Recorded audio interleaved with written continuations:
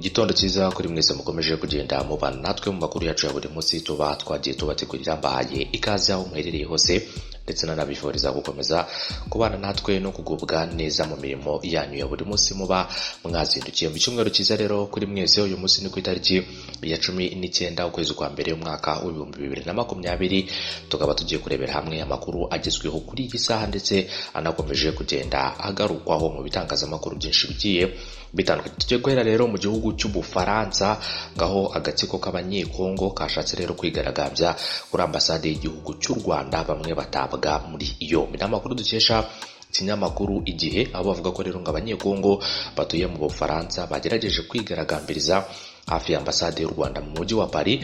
Inzego z'umutekano zita rero muri yombi bamwe mu bashatse kuyisagarira. Ngira ngo rero ni imyigaragambyo ya bamwe mu bakongomani rero batuye hariya mu gihugu cy'Ubufaransa, ariko abenshi rero bakaba barimo barigaragambiriza hafi ya ambasade y'igihugu cy'u Rwanda. Imyigaragambyo yabereye i Paris kuri uyu wa gatandatu ku itariki ya 18 Mutarama 2020, ubwo ni ku munsi w'ejo.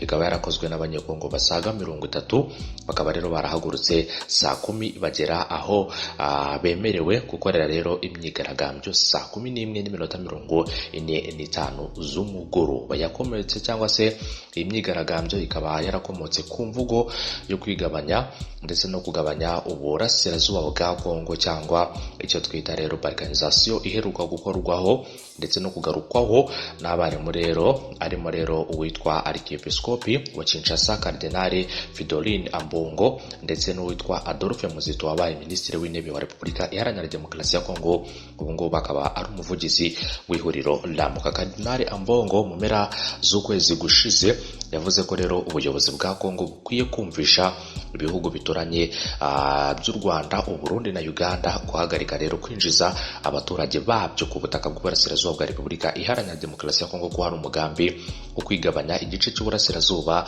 bwa Kongo. Ambasaderi w'u Rwanda mu Bufaransa François Xavier Ngarambe yabwiye Igihe ko imyigaragambyo yabaye ariko rero yakorewe kure y'inyubako ya ambasade, yakozwe n'abanyekongo barimo rero ba Apareko, ihuriro rero ry'abaharanira impinduka muri Kongo bitwa rero Congo Alliance des Patriotes pour la Refondation du Congo. Hanyuma rero ngo bari barasabye banahabwa uruhushya rwo gukora imyigaragambyo, bavuga ko rero bamagana leta y'u Rwanda. Urwo rugendo rero rwabo rwagombaga kuva mu gace ka Paris Nord muri Gare Nord, hanyuma rero saa 8 rwerekeza kuri Parc Monco, aho rero bagombaga guhagarara bagakora ibikorwa byabo. Ambasaderi Ngarambe yavuze ko ari ahantu nko muri metero 700 abangaba rero ngo batanashobora kurebesha ambasade amaso uretse no kuyegera kuri ambasade no ku mihanda iganayo hari inzu. Hanyuma rero abigaragambya bavugaga ko rero bamagana ibyo bita iyomekwa ry'intara zimwe muri Repubulika Iharanira Demokarasi ya Kongo ku Rwanda, cyangwa rero icyo twita balkanisation.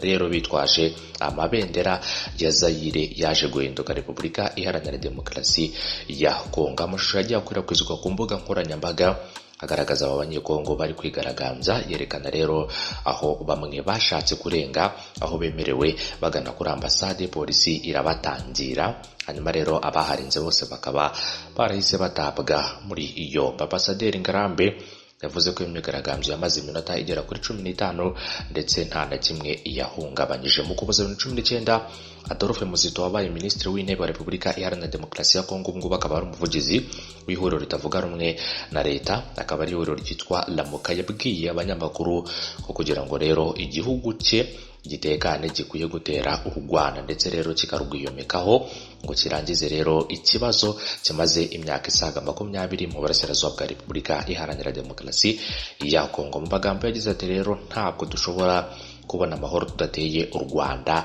byaba ngombwa rero tukarufata. Ubwo rero akaba ari Adolphe Muzito ku bijyanye n'amagambo yigeze gutangaza, akaba ari umuvugizi w'ihuriro ry'abatavuga rumwe na leta ari muri Repubulika Iharanira Demokarasi ya Kongo. Gutera u Rwanda rero ni kimwe, ikindi kandi no gufata u Rwanda mukarwiyomekaho nabyo ni iki. Ngira ngo rero impuguke ndetse n'abahanga mu bya politike bakomeje kugenda bavuga ku bijyanye n'amagambo uyu mugabo yatangaje bakavuga ko rero hari umufaransa umwe mu bakongomani ubarizwa mu gihugu cy'Ubufaransa, akaba ari impuguke mu bya politike, bakaba yaratangaje ko rero igihugu cya Kongo nta bushobozi namba gifite yaba mu mirwanire ko kuba rero cyafata igihugu cy'u Rwanda. Yavuze ko rero u Rwanda rumaze kubaka igisirikare ku buryo bukomeye cyane, ndetse avuga ko igihugu cy'u Rwanda kimaze gushyira hamwe, nta muntu n'umwe rero ushobora kuba wahungabanya ubwo bumwe bw'igihugu cy'u Rwanda. Ikindi kandi yagiye agarukaho ngo nuko muri Repubulika Iharanira Demokarasi ya Kongo hari ibice bimwe na bimwe rero bitumvikana. Ikindi kandi n'inzego zabo z'igisirikare akaba ari inzego ubona ko zitaragera ku rwego ruhambaye nk'uko uyu mukongomani yakomeje kugenda abigarukaho. Dukomeza n'iyi nkuru rero ngo muzito.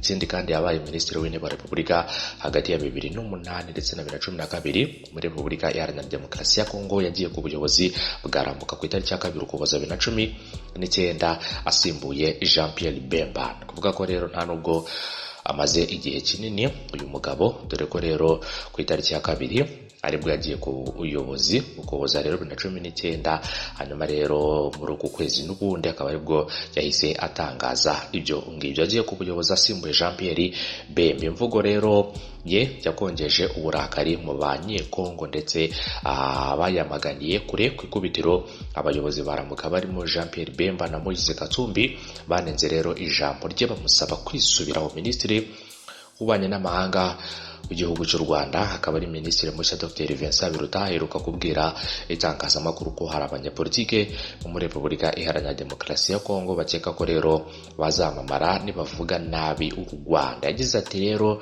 ni ibintu bibabaje, wakiteguye ko ibyo bavuga rero biba bifite icyo bafite rero bashingiraho gifatika, ariko nta gihari. Ntabwo ari ubwa mbere bene ibi bibazo bibaho. Hashize igihe hari abanyapolitiki bo muri Repubulika Iharanira Demokarasi ya Kongo bumva ko kugira ngo abaturage babo babemere ari uko bavuga nabi igihugu cy'u Rwanda. Ibyo akaba ari byatangajwe na Minisitiri w'Ububanyi n'Amahanga w'igihugu cy'u Rwanda, avuga ku bijyanye n'abo banyekongo ndetse n'abakongomani bavuga nabi igihugu cy'u Rwanda, ariko bakabivuga mu rwego rwo kugira ngo bubake izina ndetse n'abanyekongo babiyumvemo, nk'uko yakomeje kugenda abigaruka. Hanyuma turi kurebera hamwe ibijyanye n'imyigaragambyo yakozwe n'abakongomani babarizwa mu cyo bita Apareko, akaba ari ihuriro ry'abaharanira impinduka muri Kongo. Bakaba baryita rero Alliance des Patriotes pour la Refondation du Congo, cyangwa se icyo twita nyine Apareko mu magambo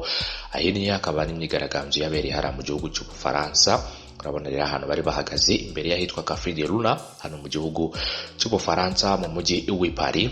Abari abakongomani rero bigaragambyaga bamagana byinshi bitandukanye byagiye rero bitangazwa, ndetse n'ubwigenge abakongomani bashaka mu ntara rero y'uburasirazuba bwa Kongo, nk'uko abenshi bakomeza kugenda babigarukaho. Reka rero dukomeze twitege byinshi bigiye bitandukanye mu gihugu cy'abavandimwe, mu gihugu cy'abaturanyi, mu gihugu rero cya Tshisekedi, akaba ari perezida mushya w'igihugu cya Kongo. Tunitege rero byinshi bitandukanye mu bikomeza kugenda byifuzwa n'abanyekongo ndetse n'abandi bayobozi batandukanye hano muri iki gihugu cya Repubulika Iharanira Demokarasi ya Kongo. Isize impinduka bifuza ko zizaba, ndetse n'ibindi byose abakongomani bifuza byaba. Ibyo byose rero akaba ari byo dukomeje kugenda dutega amatwi ndetse n'amaso kugira ngo rero tuzarebere hamwe byinshi bigiye bitandukanye. Ndabashimiye cyane, komeze kugira ibihe byiza, munakomeze kunogerwa na gahunda zacu mu makuru ya buri munsi tuba twagiye tubategura. Mu kanya tugiye kuza turebera hamwe n'andi makuru agiye atandukanye mu nkuru ziba zigezweho kuri iyi saha, mu makuru akomeje kugenda agarukwa. Nta munsi n'umwe rero tutabagezaho amakuru agiye atandukanye. Intego yacu ni ukugira ngo buri muntu uwo ari we wese abashe kuba yabona amakuru kandi ayabonere ku gihe. Jya munsi y'iyo video yawe ukore kuri subscribe ndetse nuniganiza akazogera, hanyuma ujye uwa mbere mu kuba wabona inkuru zacu gatanu kuri gatanu. Turabashimiye rero, mugire umunsi mwiza, mugire icyumweru cyiza, ndetse munagire weekend nziza kuri mwebwe mwese muba mwafashe umwanya wanyu mukajya gusoza weekend naho mwamwerekeje mu bikorwa bigiye bitandukanye. Abari mu biruhuko mukomeze kugira ibiruhuko byiza. Ikindi kandi nakubwira cyo don't drink and drive. Ikindi kandi drink responsibility. Ku bantu rero bafata gatama nibungu cyo kunywa jywa mu rugero. Ikindi kandi ntukanywe icyo kunywa ngo nurangize utware ikinyabiziga. Yo ni amakosa ahanirwa n'amakosa kandi azira ku bantu bakoresha umuhanda ndetse n'abatwara ibinyabiziga mu rusange. Ndabashimiye cyane, ndabashimiye. Reka rero mwese mbifurize kugira icyumweru cyiza, bagiye gusenga namwe bagira umunsi mwiza kandi munasengere abandi baba barwaye, abandi baba bagize ibyago bitandukanye, ndetse namwe mukomeze kugenda mugubwa neza. Inkuru zacu nakagaruka muganya rero mu minota mike tukaza tukugezaho n'andi makuru agiye atandukanye araba agezweho kuri iyo saha. Mukomeze kugira umunsi mwiza ndetse munakomeze kugira ibihe byiza. Bye bye, ndabashimiye rero, mugire icyumweru cyiza. Inkuru zacu nakagaruka mu minota mike iri imbere kuri channel ya M24 TV. Mwese rero tubifurije umunsi mwiza.